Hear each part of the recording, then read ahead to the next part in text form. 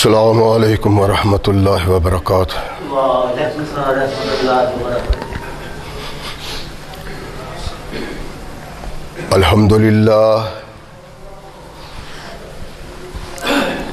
الحمد للہ نحمده ونستعینه ونستغفره ونؤمن به ونتوکل علیہ ونعوذ باللہ من شرور انفسنا ومن سیئات اعمالنا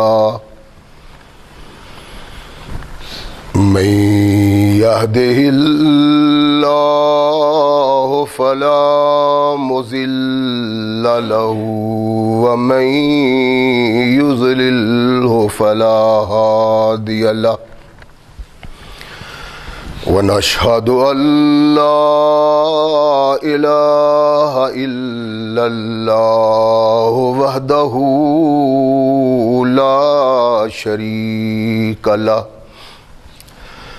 ونشهد أن محمدًا عبده ورسوله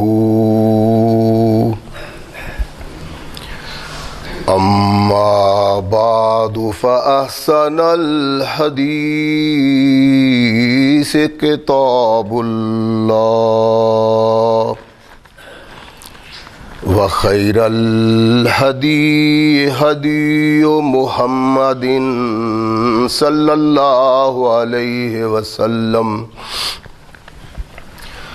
وشر الأمور محدثاتها وكل محدثة بدعة وكل بدعة ضلالة وكل ضلالة في النار أما بعد فأعوذ بالله السميع العليم من الشيطان الرجيم من همزه ونفخه ونفثه بسم الله الرحمن الرحيم والسابقون الأولون من المهاجرين والأنصار والذين اتبعوهم بإحسان رضي الله عنهم ورضوا عنه وأعد لهم جنات تجري من تحتها الأنهار وأعد لهم جنات تجري تحتها الأنهار خالدين فيها أبدا ذلك الفوز العظيم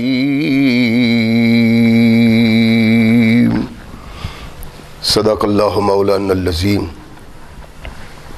وصدق رسوله النبی الکریم۔ ہر قسم کی حمد و ثنا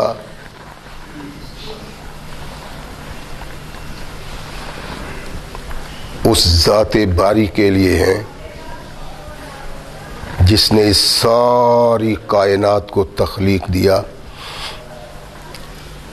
اور اس کی حسن و آبادی کے لیے حضرت انسان کو تخلیق فرمایا۔ کروڑوں درود و سلام اس ہستی اقدس و مقدس پہ کہ جس کا نام نامی اسم گرامی ہے محمد۔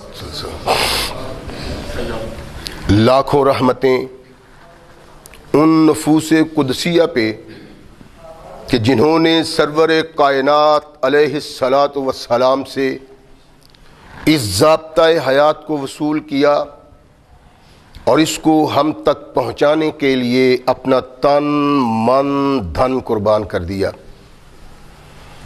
اللہ کی یہ بہت بڑی کرم نوازی ہے کہ اس نے اس ضابطۂ حیات کو ہم تک پہنچانے کے لیے ایسے مضبوط ذرائع اور اسباب استعمال فرمائے کہ ان کی موجودگی میں ہم ببانگ دہل کہہ سکتے ہیں کہ یہ ضابطۂ حیات جو آج قرآن کی صورت میں ہمارے ہاتھوں میں موجود ہے، یہ وہی ضابطۂ حیات ہے جو آج سے کم و بیش 1450 سال پہلے نبی کائنات رسول ثقلین حضرت محمد رسول اللہ صلی اللہ علیہ وآلہ وسلم پہ انسانوں کی رشد و ہدایت کے لیے نازل ہوا۔ اللہ کی اس کرم نوازی پہ ہم جس قدر بھی اس کا شکریہ ادا کریں، کما حق کا ہو اس کا شکریہ ادا نہیں ہوتا، اس لیے کہ یہ ضابطۂ حیات وہ دستور المتقی ہے کہ اگر انسان اس سے تعلق پیدا کر لے تو یہ قرآن اس کی دنیاوی زندگی میں ایک عظیم انقلاب پیدا کر دیتا ہے، اور اگر اس کو اپنے جسم و روح پہ جاری اور طاری کر لیا جائے تو یہی وہ ضابطۂ حیات ہے جو انسان کو دنیا کے ساتھ ساتھ عقبہ کی کامیابی کی ضمانت بھی دیتا ہے۔ مگر صدحیف ایسے ضابطۂ حیات کی موجودگی کے باوجود ہماری عاقبت کی کامیابی مخدوش نظر آتی ہے۔ اس بد نصیبی کا سبب یہ ہے کہ اس قرآن کی موجودگی کے باوجود اور اس ساری کائنات میں اس رہنما کی موجودگی کے باوجود جس جیسا کائنات میں کوئی دوسرا رہنما نہیں، ہم ان دونوں سے اعراض کی بنا پہ اس بد نصیبی کا شکار ہیں۔ اگر اٹھنے والی نظر قرآن پہ اٹھے، اٹھنے والی نظر محمد رسول اللہ پہ اٹھے صلی اللہ علیہ وسلم، تو پھر ناکامی، بد نصیبی، گمراہی کا سوال ہی پیدا نہیں ہوتا۔ بربادی ہماری اسی سبب ہے کہ قرآن کو ہم سینے سے لگاتے ہیں، عقیدت سے چومتے ہیں، لیکن اس سے رہنمائی نہیں لیتے۔ اللہ کے نبی پہ ایمان کا اظہار کرتے ہیں اور ساری کائنات کے رہنماؤں سے بڑھ کے ان کو رہنما سمجھتے ہیں، ان کی عزت و وقار کرتے ہیں، مگر ان کی تعلیم کو پیش نگاہ رکھ کے ہم زندگی بسر کرنے کے لیے تیار نہیں۔ یہ تباہی کے اصل سبب ہیں، اور اس سبب کی رہنمائی اللہ نے اس آیہ مقدسہ میں کی ہے جو میں نے پیش کی ہے آپ کے سامنے۔ اللہ ارشاد فرماتے ہیں کہ قیامت تک کے مسلمانوں والسابقون الاولون من المہاجرین والانصار،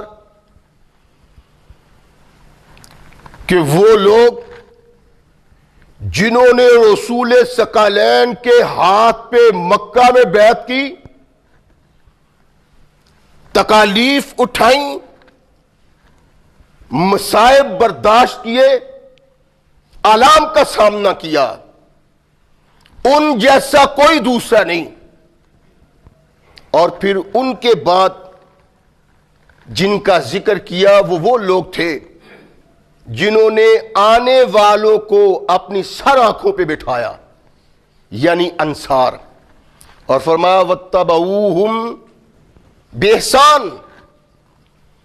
دو تو یہ گروہ ہیں، اور تیسرا اللہ کا محبوب و مقبول وہ گروہ ہے جو ان لوگوں کے نقش قدم پہ چلتا ہے۔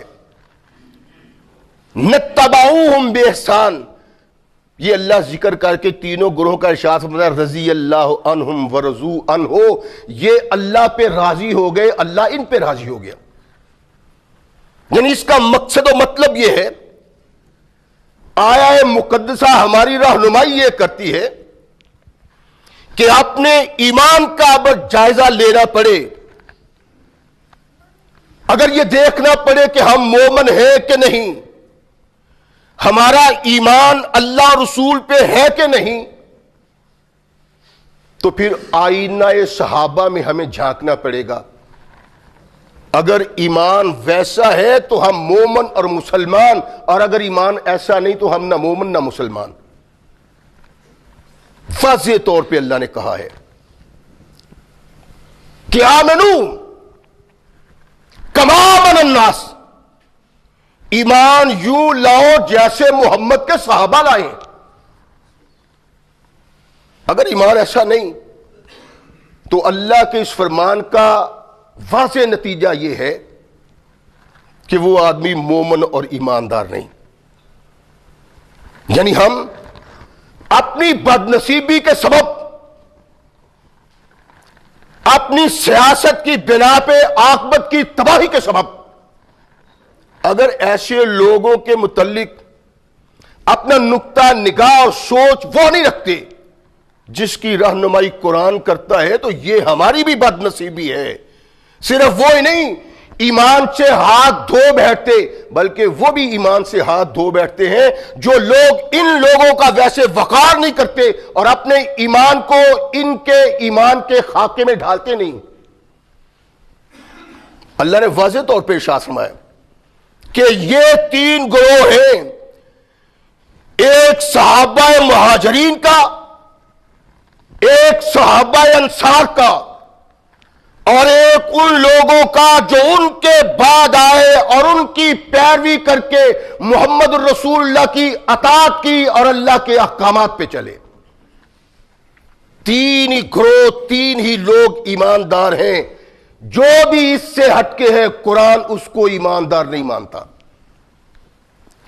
نبی رحمت محمد رسول اللہ صلی اللہ علیہ وسلم کے ان صحابہ میں اللہ کے نبی نے کچھ لوگوں کو مخصوص کر لیا اپنے لیے، اور ان مخصوص لوگوں میں کچھ ایسے لوگ ہیں کہ جن کے پائے کا کوئی دوسرا آدمی نہیں۔ منتخب کیے محمد الرسول اللہ نے صلی اللہ علیہ وسلم، اور اس انتخاب کا اظہار صحابہ کرتے ہیں کہ ہم اللہ کے نبی کے صحابہ میں سب سے افضل ابو بکر کو سمجھتے ہیں، اس کے بعد عمر کو، اس کے بعد عثمان کو، اور پھر سب لوگوں کو برابر سمجھتے ہیں۔ یہ اصحاب رسول رضوان اللہ علیہم اجمعین کا نقطہ نگاہ ہے، اور یہ صحیح انتخاب خدا اور انتخاب رسول اللہ اس بات کی وضاحت کرتا ہے کہ تمام صحابہ اللہ کے محبوب و مقبول، لیکن ان محبوب و مقبول میں اللہ کے کچھ مخصوص اور خاص بندے بھی ہیں جن کا کردار، جن کی گفتار، جن کے لیل و نہار کو اللہ نے قرآن میں بھی بیان کیا ہے، تورات میں بھی، زبور میں بھی اور انجیل میں بھی۔ ان میں بھی ذکر کے لحاظ سے کہ اللہ قرآن میں ذکر کس طرح کرتا ہے، کیوں کرتا ہے، کیسے کیسے کرتا ہے، اور پہلی کتابوں میں کیا ہے۔ یہ قوم، یہ امت کائنات کی وہ خوش نصیب قوم اور امت ہے جس کے قائد کا تذکرہ اللہ نے اپنی پہلی کتابوں میں بھی اس طرح کیا ہے کہ آنکھوں کا اندھا بھی سمجھ لیتا ہے کہ یہ محمد الرسول اللہ کی بات ہے، دل کا اندھا نہ ہو۔ یوں ہی اللہ کے نبی محمد الرسول اللہ صلی اللہ علیہ وسلم کے صحابہ کا بھی ذکر ہے، لیکن کچھ ایسے لوگ ہیں جن کا ذکر یوں پہلی کتابوں میں اللہ نے کیا ہے کہ آنکھوں سے اندھا اور دل سے اندھا انسان ہی اس سے اعراض کرتا ہے، وگرنہ نابینے کو بھی نظر آتا ہے اور دل کے اندھے کو بھی نظر آتا ہے۔ کیا ہے؟ ان میں نبی رحمت محمد رسول اللہ صلی اللہ علیہ وسلم کے بڑے صحابہ میں ایک صحابی وہ ہے، اللہ نے تورات میں ذکر کیا نبی کائنات محمد رسول اللہ کا، اور کچھ باقی نہیں رہنے دیا کہ کوئی انکار کرے کہ یہ محمد رسول اللہ کی بات نہیں صلی اللہ علیہ وسلم۔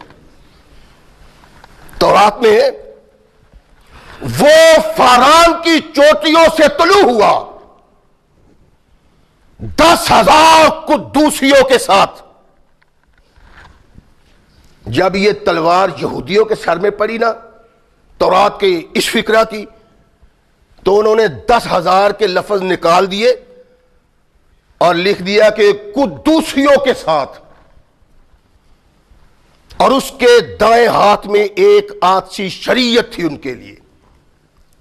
اگر وہ 10,000 قدوسی نکال دے تب بھی ان کی وہ احمقانہ حرکت محمد رسول اللہ صلی اللہ علیہ وسلم کے علاوہ اس پیش گوئی کا مستاق کسی کو قرار نہیں دیتے۔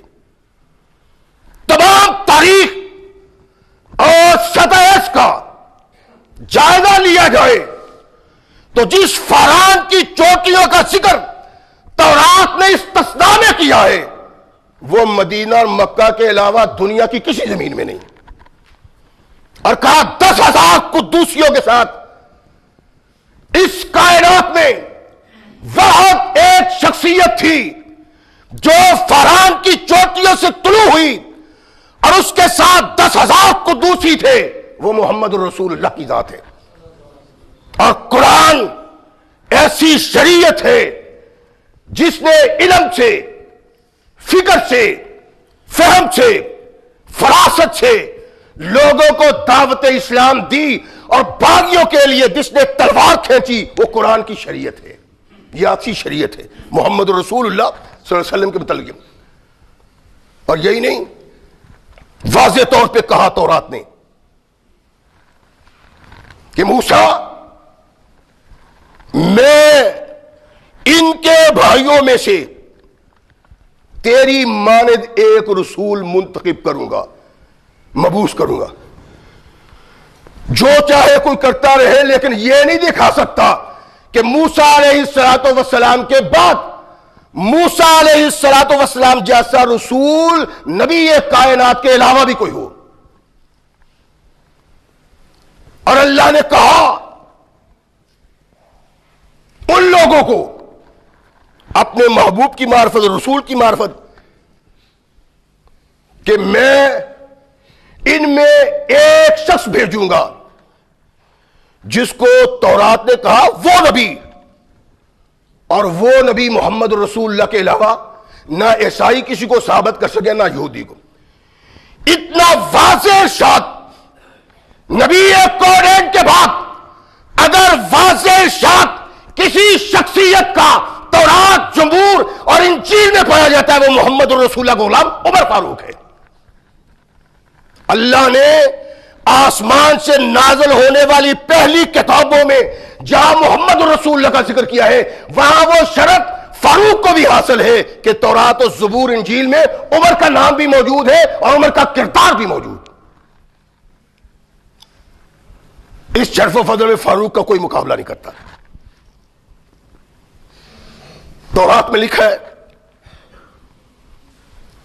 انجیل میں لکھا ہے، زبور میں لکھا ہے، سیدنا فاروق اعظم رضی اللہ تعالیٰ عنہ جب بیت المقدس کی فتح کے لیے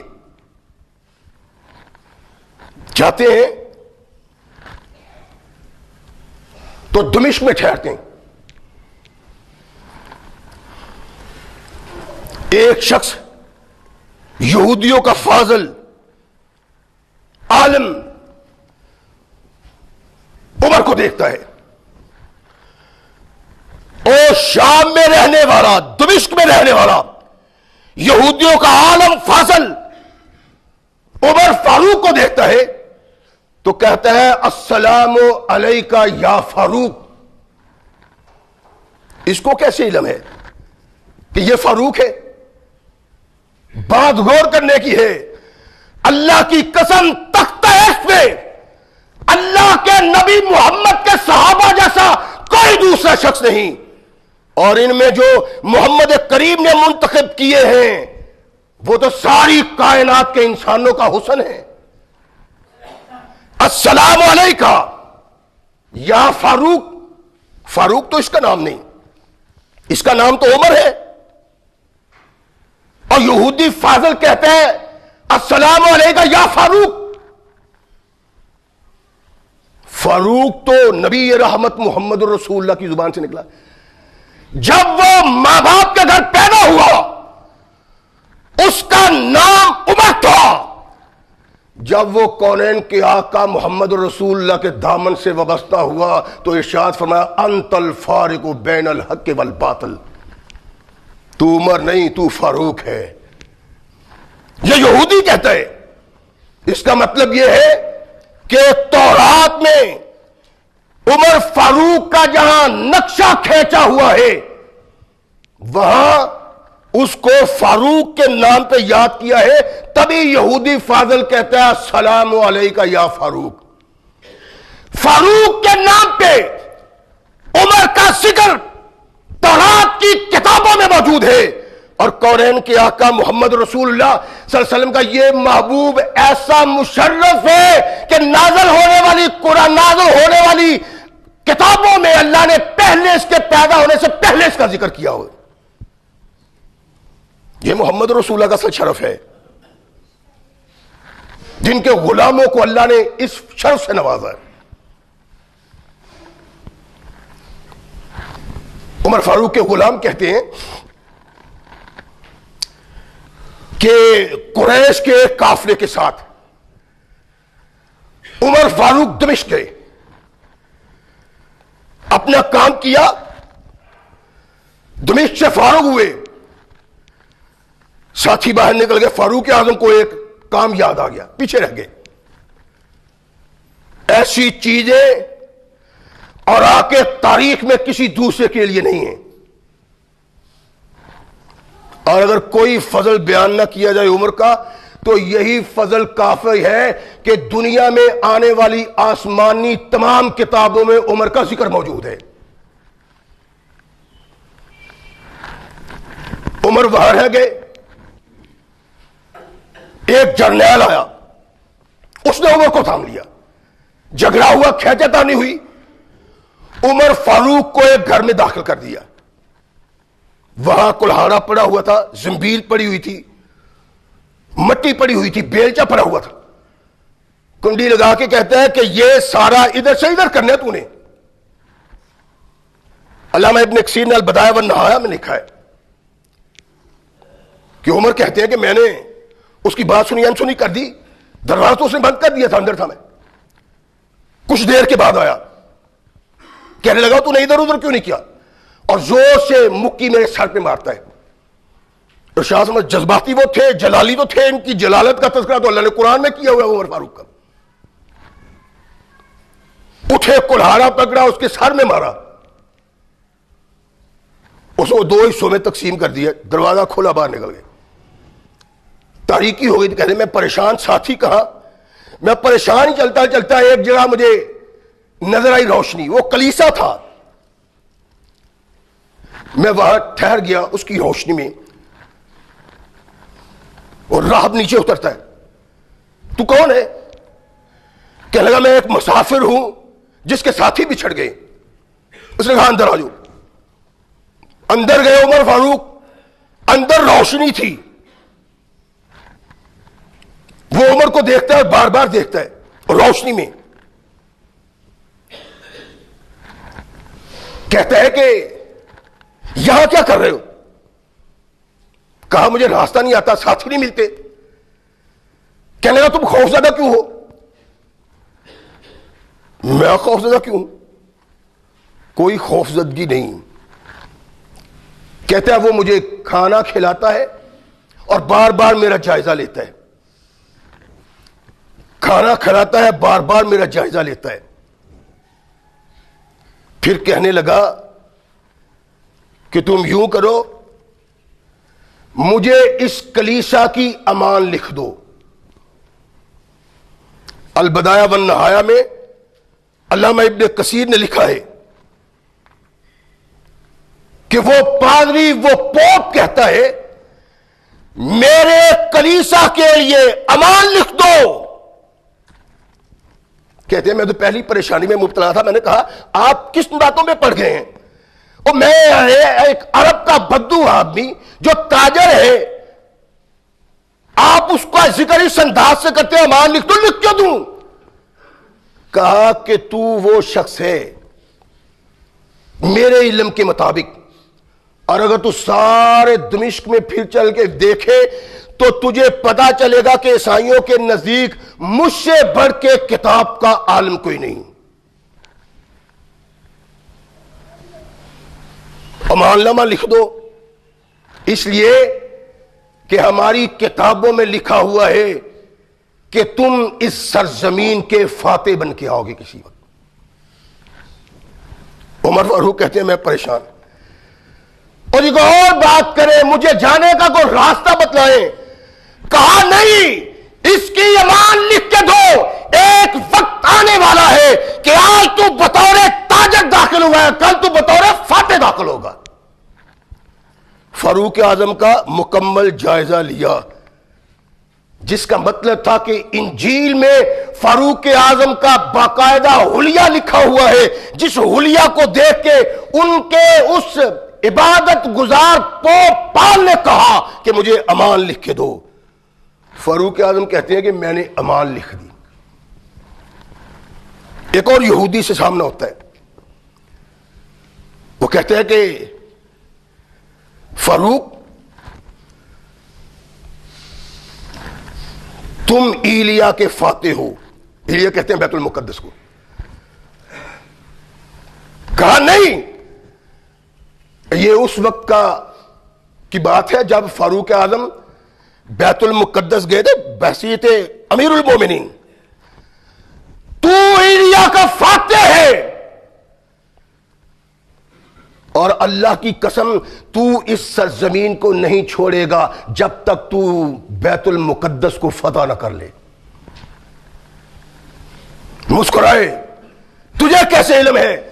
کہا ہماری کتابیں کہتی ہے کہ اس حلیہ کا آدمی بیت المقدس کو فتح کرے گا، اور میرا یقین ہے کہ ہماری کتابوں میں غلط نہیں، آسمان والے نے لکھا ہوا ہے تو بیت المقدس کا فاتح ہے۔ یہ محمد رسول اللہ صلی اللہ علیہ وسلم کے صحابہ میں کسی کو شرف حاصل ہے تو عمر فاروق کی ذات ہے۔ کونین کے آقا، ثقلین کے تاجدار محمد رسول اللہ صلی اللہ علیہ وسلم نے توحید کی طرف لوگوں کو دعوت دی، لوگ وابستہ ہوئے، عیسائیوں نے بھی انکار کیا، یہودیوں نے بھی انکار کیا، کچھ خوش نصیب ایمان لے آئے۔ عبداللہ بن مسعود کہتے ہیں کہ مدینہ میں عمر فاروق ایک گھوڑے پہ سوار ہوتے، چھلانگ لگائی، گھوڑے پہ سوار ہوئے، اور عمر فاروق کے متعلق تاریخ کے اوراق میں لکھا ہوا ہے کہ اتنے تیز و ترار سوار تھے کہ بھگا کے گھوڑے کو سر پر دوڑا کے چھلانگ لگا کے اس پہ سوار ہو جاتے تھے، ایسے جیسے شکار پہ کمند پھینکی جاتی۔ شکار عمر فاروق چھلانگ لگاتے ہیں اور گھوڑے پہ بیٹھتے ہیں۔ کہا ان کی دائیں ران سے کپڑا ہٹ جاتا ہے، وہاں نجران کا ایک عیسائی اپنے ساتھیوں کے ساتھ کھڑا ہے، اس کی طرف دیکھ کے حسرت بری نگاہ سے کہتے ہیں کہ یہ شخص ہم لوگوں کو عرب کی سرزمین سے نکال دے گا۔ اور تاریخ بتلاتی ہے کہ عرب کی سرزمین سے نکالنے والا یہودیوں کو، یہ یہودی فاضل تھا، یہودیوں کو عرب کی سرزمین سے نکالنے والا اللہ کے نبی کا غلام عمر فاروق تھا۔ ایسا جرنیل اللہ نے نبی کائنات کو دیا جس نے اپنے ایمان لانے کے ساتھ دنیا میں توحید کا جھنڈا گاڑ دیا، اور جب برسر اقتدار آیا تو زمین سے باطل نظاموں کو مٹایا اور رب کی توحید کا پرچم بلند کیا، جس انداز سے فاروق نے کیا ہے اس وقت سے لے کر آج تک کوئی انسان ایسا کردار ادا نہیں کر سکا۔ اور نہیں، فاروق کا ذکر کیسے تورات زبور انجیل میں آتا ہے؟ جب بیت المقدس کو فتح کرنے کے لیے محاصرہ کیا مسلمانوں نے، محاصرہ شدید، ان لوگوں نے کہا کہ بیت المقدس تم فتح نہیں کر سکتے ہو، جرنیل سامنے ہے، سپہ سالار سامنے، تم نہیں کر سکتے، اور ہم اپنے بچوں کو قربان کر دیں گے، لیکن تم بیت المقدس پہ قبضہ نہیں کر سکتے۔ کیوں؟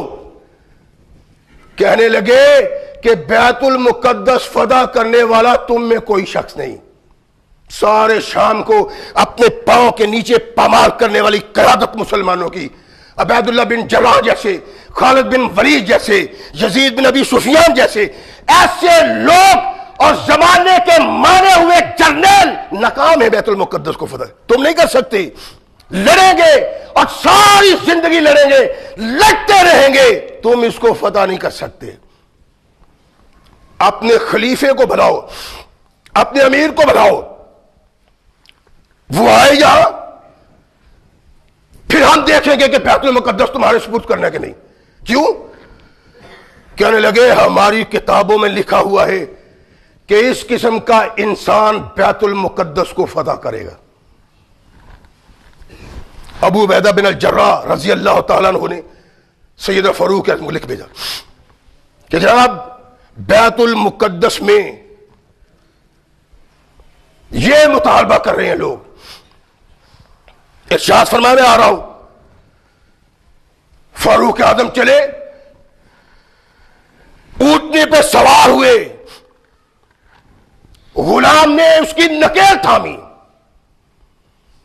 ایک چھوٹا سا قافلہ بیت المقدس کی فتح کی بنیاد رکھنے کے لیے مدینہ سے روانہ ہوا۔ جب یہ چلتا چلتا اس سرزمین پہ پہنچا جہاں عیسائی، یہودی اور مسلمان امیر المومنین کے استقبال کے لیے کھڑے تھے، انہوں نے منظر یہ دیکھا کہ سواری پہ امیر المومنین کا غلام سوار ہے اور نکیل امیر المومنین نے تھامی۔ آگے بڑے لوگ، امیر المومنین یہ کیا کر رہے ہیں، آپ سوار ہو جائیں۔ فرمایا نہیں، سوار ہونے کی باری اس کی ہے، امیر المومنین کی نہیں، ہٹ جاؤ، استقبال ہوتا ہے۔ جابیہ کے مقام پہ پہنچتے امیر المومنین، ارشاد فرمایا یہاں کے سردار کو بلاؤ۔ سردار کو بلایا، جلومس کو، اور ساتھ ہی ارشاد فرمایا کہ یہ میرا کپڑا دھو دو، اور عاریتن یعنی ادھار مجھے کپڑا دو پہننے کے لیے۔ پہننے کے لیے کپڑا لیا اور اس کو دھونے کا حکم دیا، دھویا اس کو،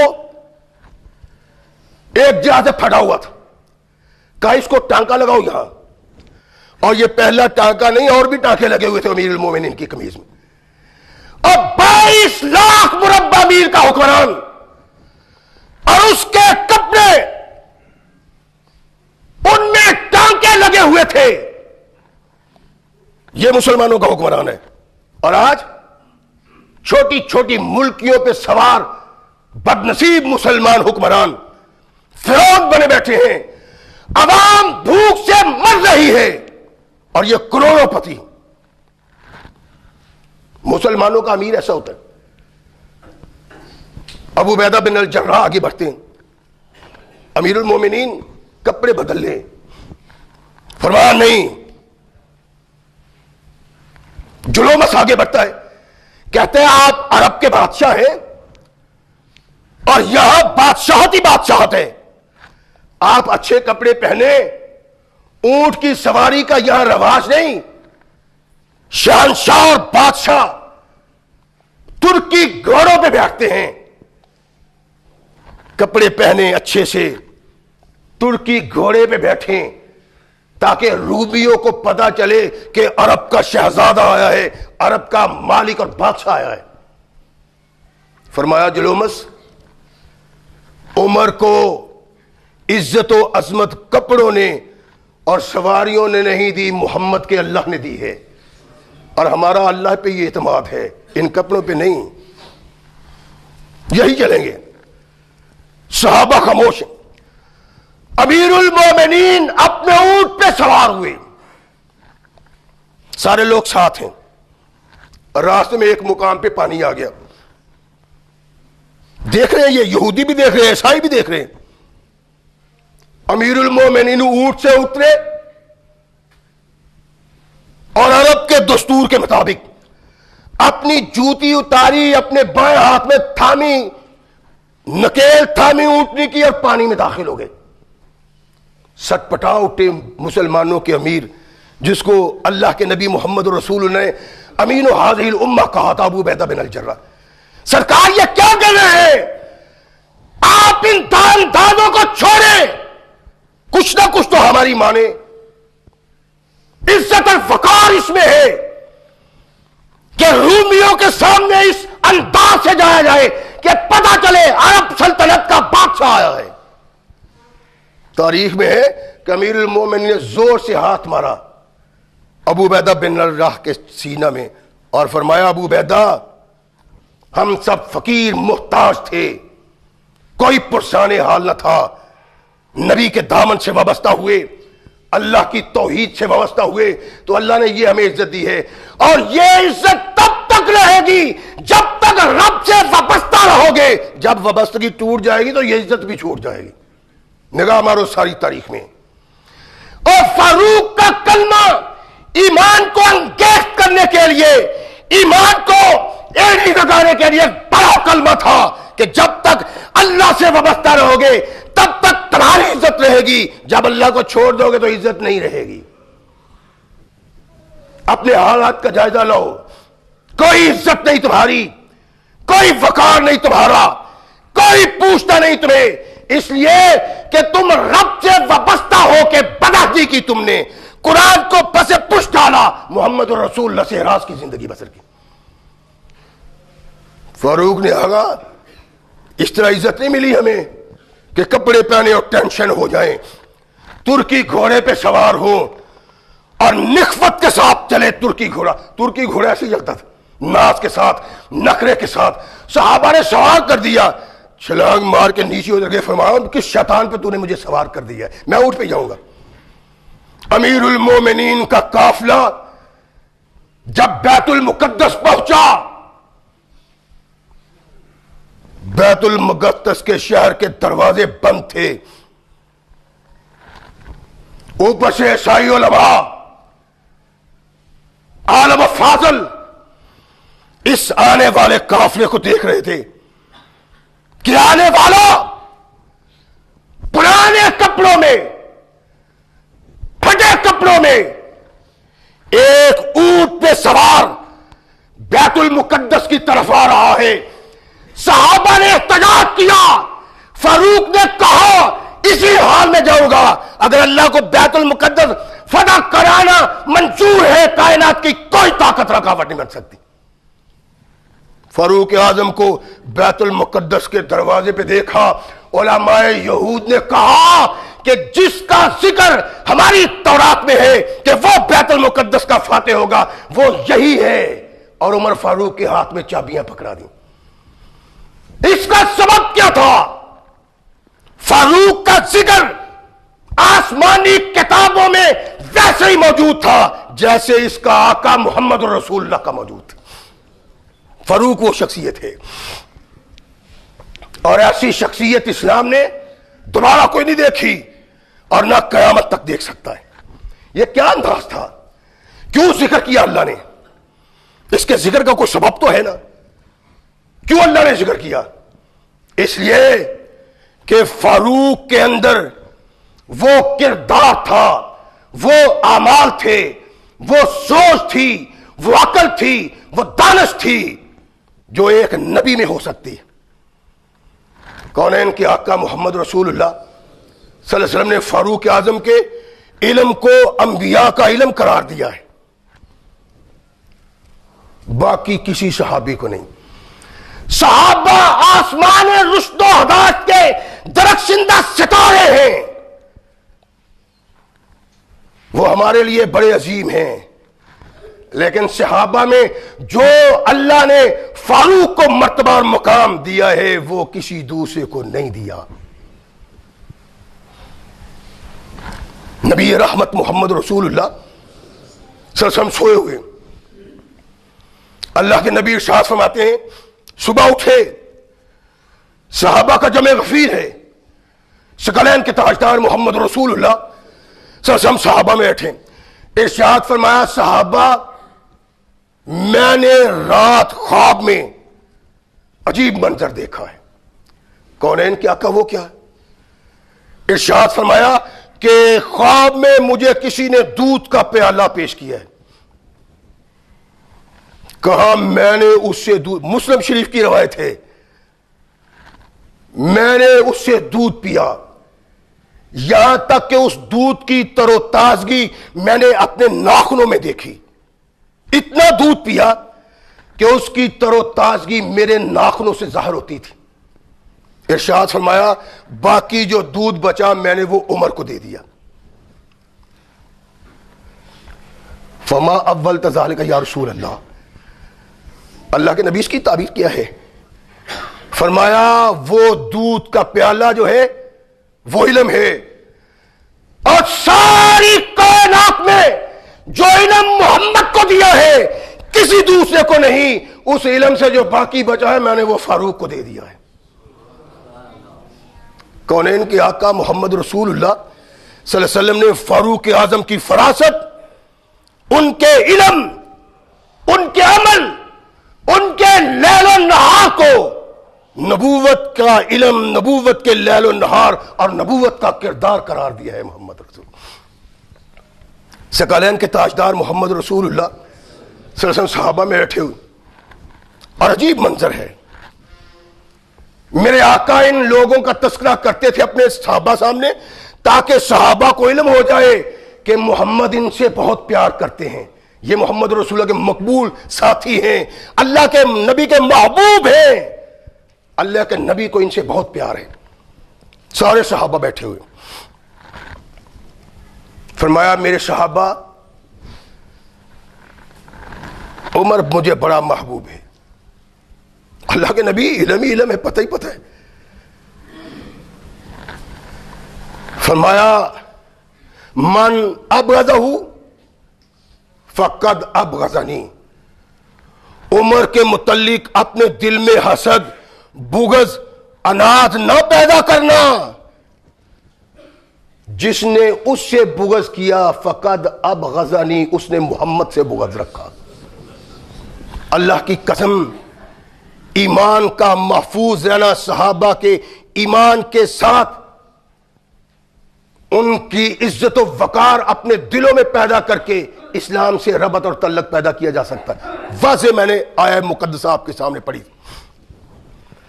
اللہ نے کہا یہ محبوب میرے محبوب کے ہیں، اور جس طرح میرے محبوب کو محبوب ہے ایسے مجھے بھی محبوب ہیں۔ نبی رحمت کے شاہ فرماتے ہیں من ابغض عمر فقد ابغضنی، عمر سے بغض رکھنے والے تو نے عمر سے بغض نہیں رکھا بلکہ محمد سے بغض رکھا ہے صلی اللہ علیہ وسلم۔ ومن احب عمر فقد احبنی، اور جس نے محمد سے محبت کا اظہار کیا اس کی محبت کا پتہ چل جائے گا۔ اللہ کے نبی کیسے فرمایا اس کے دل میں عمر کی بھی محبت ہوگی۔ من محب عمر فقد احبنی، جس نے عمر سے محبت کا اظہار کیا اسی کی محمد سے محبت ہے۔ اور فرمایا میرے صحابہ دنیا میں آج تک کوئی نبی نہیں آیا جس نبی کی امت میں اللہ نے ایک محدث پیدا نہ کیا ہو. جتنے نبی اللہ نے انسانیت کی رشد و ہدایت کے لیے بھیجے ہیں فرمایا کوئی نبی نہیں آیا کہ اس کی امت میں ایک محدث ہے. فَإِن يَكُن فِي أُمَّتِ مِنْهُمْ فَهُوَ عمر. اگر میری امت میں کوئی محدث ہے تو وہ عمر کی ذات ہے. اللہ کے نبی کے صحابہ اللہ کے نبی سے پوچھتے ہیں اللہ کے نبی محدث کا آپ نے ذکر کر دیا ہمیں محدث کا پتہ نہیں. فرمایا تتکلم الملائکۃ علی لسانہ. نبی نہ ہونے کے باوجود اس کی زبان پہ فرشتے کلام کرتے. نبی رحمت محمد رسول اللہ صلی اللہ علیہ وسلم نے یہ اعزاز بخشا ہے فاروق اعظم کو. وما ينطق عن الهوى ان هو وحی یوحی. محمد اپنی زبان سے کچھ نہیں کہتا وہی کہتا ہے جو اللہ آسمان سے کہتا ہے. یہ محمد رسول اللہ نے ڈگری عمر فاروق کو اس لیے دی ہے کہ میرے آقا کی رہنمائی اللہ نے کی ہے کہ ان کو بتا عمر ایسی شخصیت ہے جس کی زبان سے ہم جو بیان کرتے ہیں فرشتے کی معرفت بیان کرتے ہیں اس کی بات.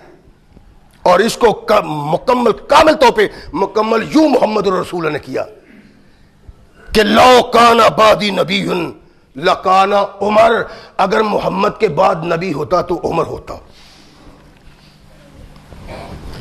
اس کا علم نبیوں جیسا, اس کی فقاہت نبیوں جیسی, اس کی بلاغت نبیوں جیسی, اس کا کردار نبیوں جیسا, اس کے لیل و نہار نبیوں جیسے. عرض کی اللہ کے نبی پھر یہ نبی کیوں نہیں فرمایا لیسا بعد نبی, اس لیے نبی نہیں کہ میرے بعد نبی آنا ہی کوئی نہیں, وگرنہ یہ ساری چیزیں اس میں پائی جاتی. اور تاریخ بتاتی ہے کہ نبی رحمت محمد رسول اللہ نے ویسے نہیں کی, بلکہ کردار فاروق, علم فاروق اور فصاحت فاروق, بلاغت فاروق, عقل فاروق, ذکر فاروق ایسا تھا جیسا انبیاء کا ہوتا ہے. نبی کے خرق عادت بات کو معجزہ کہتے ہیں اور ولی کے خرق عادت بات کو کرامت کہتے ہیں. اللہ کے نبی نے ارشاد فرمایا کہ عمر اس لیے نبی نہیں کہ لا نبی آبادی, میرے بعد نبی نہیں. ویسے اس کا علم, اس کے حالات, اس کے لیل و نہار نبیوں جیسے کیسے ہیں تاریخ بتاتی. سیدنا فاروق رضی اللہ تعالیٰ عنہ نے ساریہ نامی ایک کمانڈر بنا کے لشکر کا سپہ سالار بنا کے نہادن کی فتح کے لیے بھیجا. وہ نہادن میں جنگ کر رہے ہیں ساریہ. امیر المومنین کو کوئی اطلاع نہیں آتی, خطبہ دے رہے ہیں. ایک دن امیر المومنین اللہ کے نبی کا ذکر, اللہ کی توحید کا ذکر, لوگوں کی رہنمائی علم و عمل سے تقریر کرتے کرتے کہتے یا ساریۃ الجبل, یا ساریۃ الجبل, یا ساریۃ الجبل. صحابہ حیران کیا ہو گیا امیر المومنین کو. ساریہ تو عجم میں نہادن کے مقام پہ جہاد کرنے کے لیے گیا ہے, یہ منبر رسول پہ کھڑا ہو کے کہتا ہے یا ساریۃ الجبل, یا ساریۃ الجبل. خطبہ سے فارغ ہوئے عبد الرحمن ابن عوف آگے بڑھتے ہیں, بیٹھ جاتے, کہتے ہیں امیر المومنین آپ کو کیا ہوا تھا؟ لوگ سمجھتے تھے کہ شاید نعوذ باللہ آپ کو کوئی ذہنی تکلیف ہو گئی, پاگل ہو گئے, آپ مجنون ہو گئے.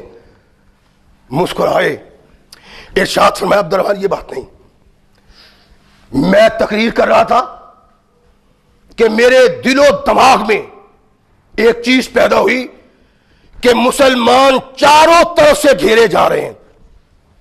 عمر فاروق کہتے ہیں کہ میرے فکر میں, میرے ذہن میں یہ بات پیدا ہوئی کہ مسلمان چاروں طرف سے گھیرے جا رہے ہیں, ایک طرف محفوظ ہے وہ اس پہاڑ کی, تو میں نے بے قرار ہو کے کہہ دیا یا ساریۃ الجبل, یا ساریۃ الجبل. پاگل نہیں تھا، دیوانہ نہیں تھا، دماغ میں ایسا سوچ پیدا ہوئی ہے، فکر میں ایسا آیا ہے۔ 4-5 دن کے بعد وہاں سے پیغامبر آتا ہے فتح کی خوشخبری لے کے، اور کہتا ہے امیر المومنین عجب بات ہے، اللہ کی قسم ہم شکست کھا گئے ہوئے تھے کہ آواز کانوں میں پڑتی ہے، یا ساریت الجبل یا ساریت الجبل یا ساریت الجبل۔ امیر المومنین وہ آواز آپ کی تھی، ہم پہاڑ کی طرف ہوئے، اللہ نے ہمیں فتح دے دی۔ اللہ نے فاروق کے ذہن میں، اس کے فکر میں اس بات کو ڈالا، اور یہ فکر میں ڈالنا کردار انبیاء ہے۔ اللہ کبھی فرشتہ بھیجتا ہے، کبھی دل و دماغ میں ڈالتا ہے، کبھی خواب میں بتا دیتا ہے۔ عمر فاروق کا کردار یہ ہے کہ اللہ نے دل و دماغ میں بٹھا دیا کہ عمر تیرے ساتھیوں کے ساتھ یہ ہو رہا ہے۔ پھر فاروق مسجد نبوی میں منبر رسول پہ کہتا ہے، اللہ نے اس آواز کو میدان تک پہنچا دیا، عجم تک پہنچا دیا۔ فاروق کا کردار اور فاروق کی حیثیت یہ ہے۔ سب صحابہ اعلیٰ بالا ہے، سب صحابہ کا کردار کائنات میں کوئی دوسرا پیدا کر ہی نہیں سکتا۔ سارے صحابہ کردار کے لحاظ سے اعلیٰ بالا ہیں۔ ان صحابہ میں اللہ کے حکم سے کونین کے آقا محمد رسول اللہ نے کچھ صحابہ کو منتخب کیا ہے، اور ان صحابہ میں بھی سب سے اعلیٰ اور بالا چند صحابہ ہیں، اور ان صحابہ میں سرتاج ہے صحابہ کے۔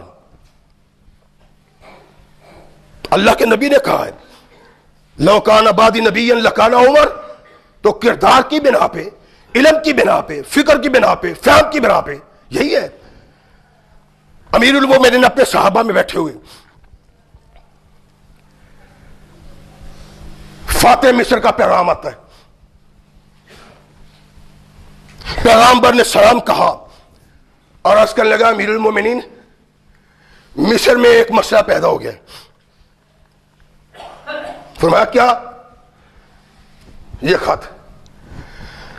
امیر المومنین خط پڑھتے ہیں، فاتح مصر کا خط ہے کہ امیر المومنین یہاں ایک رسم ہے، جس رسم کا تذکرہ میرے ساتھ کیا جب اہل مصر نے، تو میں نے کہا یہ وہمی باتیں ہیں، اسلام ان کو مٹانے کے لیے ہے، قائم کرنے کے لیے نہیں۔ کیا ہے وہ؟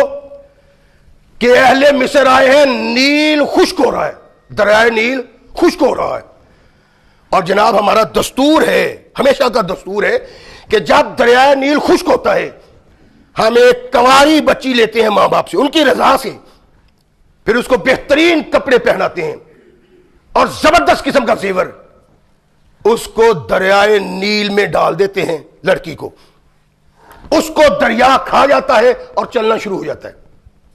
وہ ماں نے یہ تو بکواس ہے ساری۔ ارشاد فرمایا، امر تو نے یہ صحیح کیا ہے، دریا نہیں چلتا، چلے گا، یہ میں تمہیں رکا لکھ کے بھیج رہا ہوں تیری طرف، اور یہ رکا دریائے نیل کے نام ہے۔ واہ عمر تیرے پہ قربان، کیا ذات ہے تیری، اللہ کی قسم، ایمان ہو تو ایسا، کردار ہو تو ایسا، اللہ اس کے منہ سے نکلنے سے پہلے بات کو مکمل کرنے کے لیے اور اس کے خاکہ میں رنگ بننے کے لیے تیار ہو۔ فاروق کی ذات ایسی۔ فاروق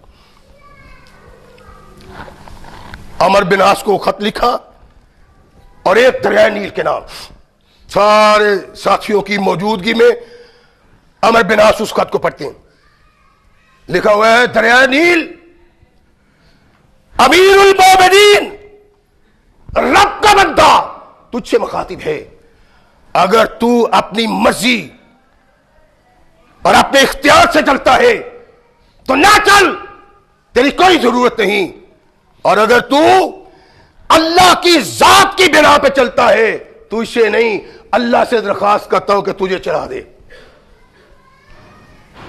اور رات کو گورنر مصر فاتح مصر نے عمر فاروق کا خط لیا، خشک دریائے نیل میں ڈال دیا۔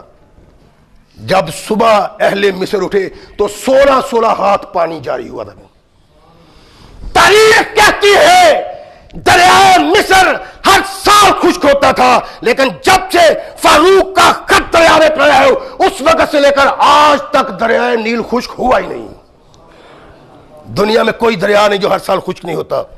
ایک دریا ہے جو خشک نہیں ہوتا، وہ امیر المومنین فاروق کی کرامت کی بنا پہ چلنے والا ہے جو آج تک خشک نہیں ہوا. یہی سبب تھا کہ نبی کائنات محمد رسول اللہ صلی اللہ علیہ وسلم نے ارشاد فرمایا تھا ان اللہ وضع الحق علی لسان عمرا والحق بعدی ما عمرا حیث کانا.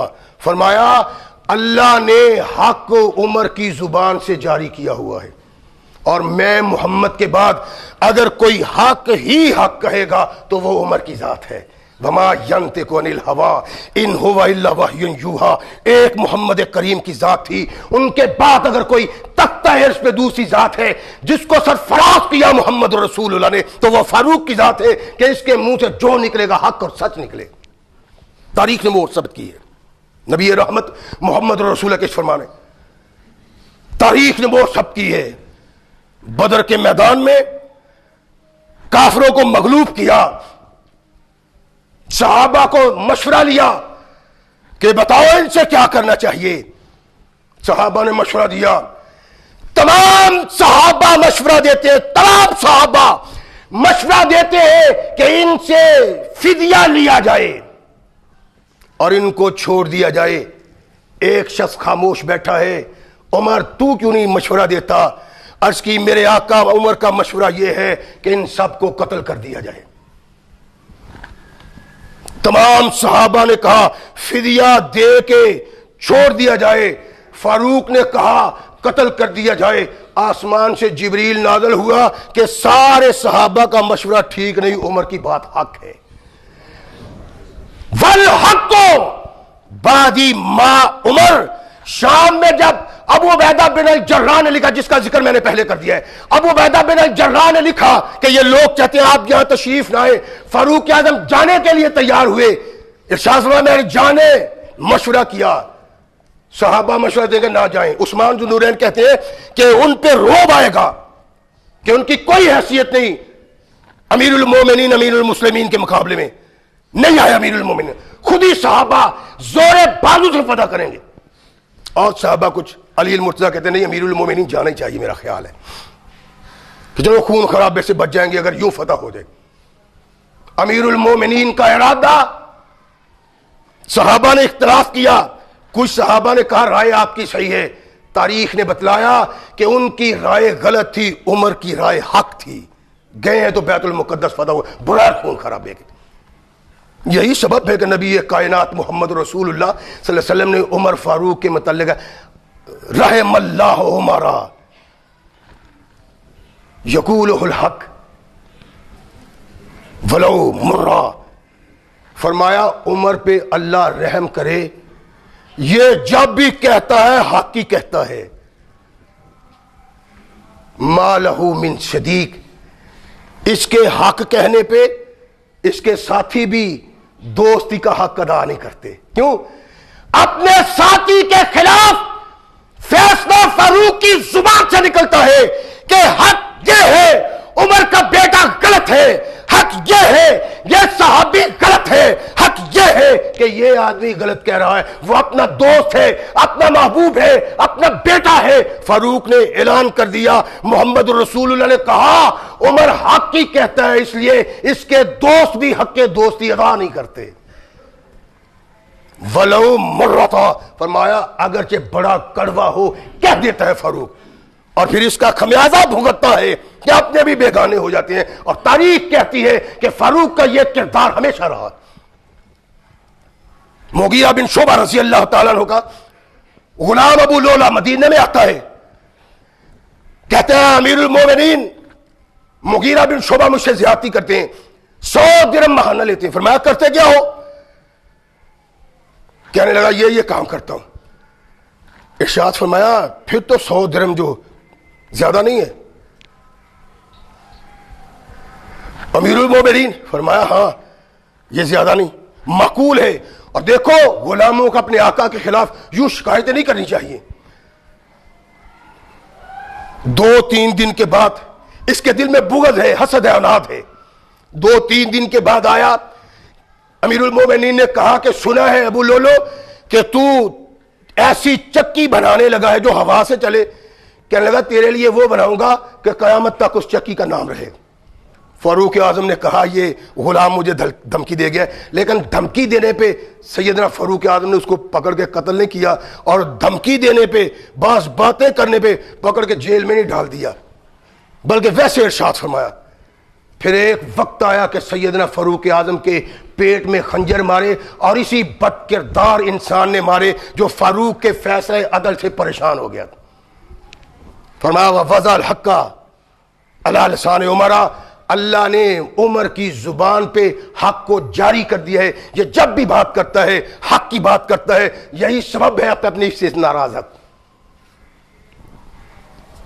جو شاعر نے کہا ہے حق بات کا ہر حال میں اظہار کریں گے، ممبر نہ ملے گا تو سرے دار کریں گے.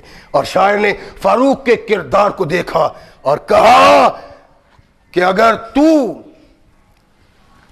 فاروق کے عدل کا پیغمبر ہے تو فرمایا کہ کائنات کی کسی طاقت کا خوف دل میں نہیں آ سکتا. عطا ترکا میں گر تجھ کو ہوا ہے عدل فاروق کی تو دل میں خوف باطل کا تصور آ نہیں سکتا. فاروق نے خوف باطل کے تصور کو ختم کیا. اور یہ کون تھا؟ محمد کا وہ غلام صلی اللہ علیہ وسلم جس کے متعلق میرے آقا نے کہا من ابغض عمرا فقد ابغضنی ومن احب عمرا فقد احبنی. جس نے عمر سے بغض رکھا اس نے محمد سے بغض رکھا، اور جس نے عمر سے محبت کی اس نے محمد سے محبت کی. محمد رسول اللہ صلی اللہ علیہ وسلم سے محبت کا تقاضا ہے کہ فاروق اعظم کو اپنے سر کا تاج بنایا جائے. فاروق کی محبت، فاروق سے پیار جنت کی علامت بھی ہے. اللہ ہمیں صحیح مسلمان بننے کی توفیق عطا فرمائے.